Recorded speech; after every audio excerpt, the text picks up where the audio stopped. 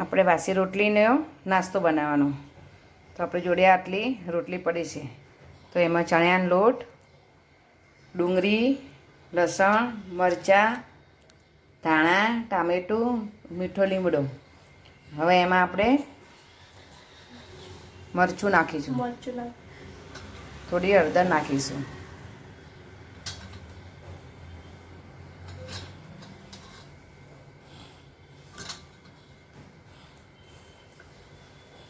સૂકું મરચું છે, થોડું છે ધાણા જીરું અને ગરમ મસાલો નાખીશું. મીઠું નાખીશું.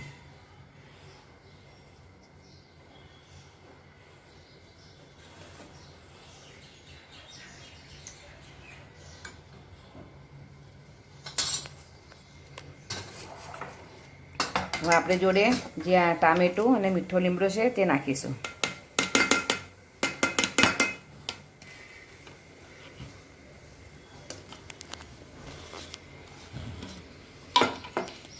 ડુંગળીનો મસાલો તૈયાર કરેલો તે નાખીશું.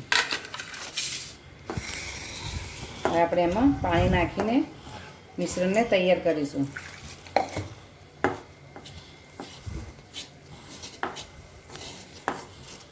મિશ્રણ મસ્ત તૈયાર થઈ જાય ત્યાં સુધી આવી રીતના આપણે પાણી નાખી જવાનું. પાણી જેટલી જરૂર પડે એટલું મિશ્રણને તૈયાર કરી જવાનું આપણે.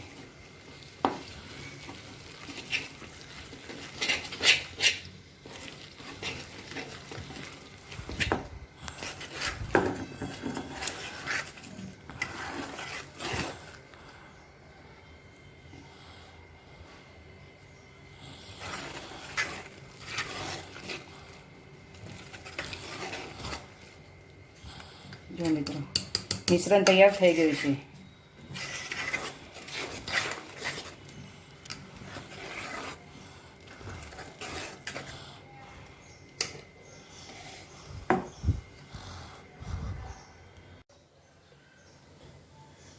જો આવી રીતના કુકરમાં જારીને તેલ લગાવી દેવાનું. તેલ લગાવીને પછી આ રોટલીને આવી રીતના માવો આમ લગાવી દેવાનો.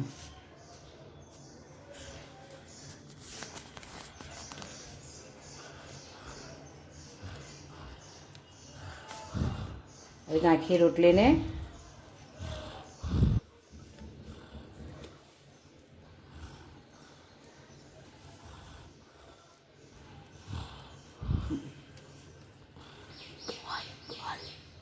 જો આખી રોટલીને માવો સરસ લગાવી દીધો.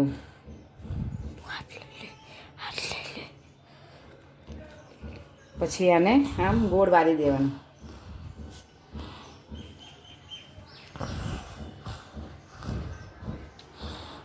આમ ગોળ આવી રીતના રોલ અને આમ વાળી દેવાનું. પછી આવી રીતના મૂકી દેવાની. એમ કરતાં કરતાં બધી રોટલીને આવી રીતના માવો લગાવી અને આવી રીતના ગોળ રોલ વાળી દેવાનું.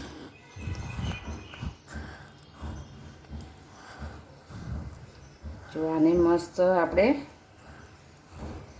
માવો લગાવી દીધો.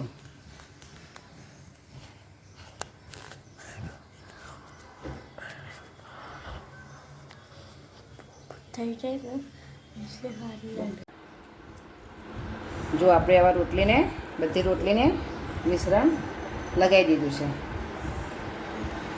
તો આપણે આ છેલ્લી રોટલી રહી છે એને લગાવી અને મૂકી દઈશું.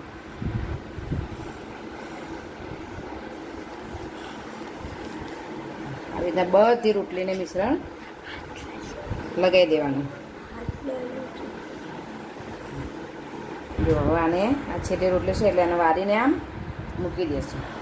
જો બધી રોટલીઓ તૈયાર થઈ ગઈ છે. માવો લગાવી અને બધી રોટલીને તૈયાર કરી દીધી છે. હવે આપણે ગેસને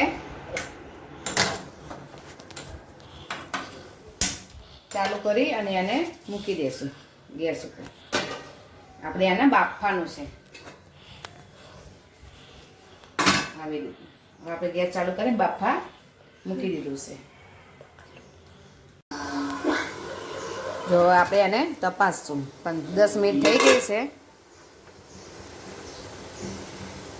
જો કમ્પ્લીટ બફાઈ ગયા છે. હવે ગેસ ઓન કરી અને નીચે એને ઉતારી લઈશું.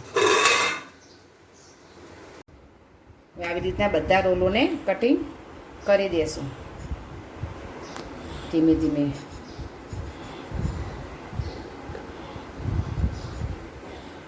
આવી રીતના કટિંગ કરી જવાનું એક એક લઈને.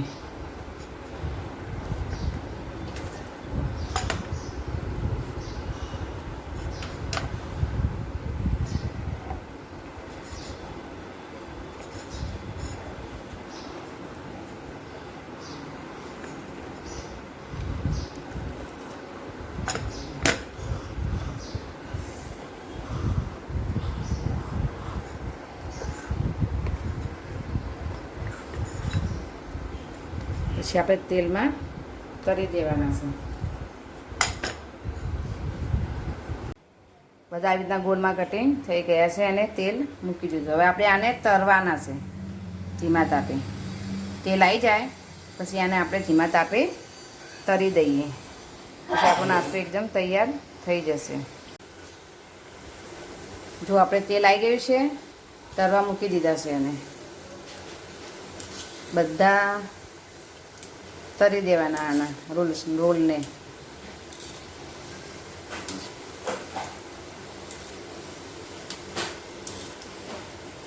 જો આમ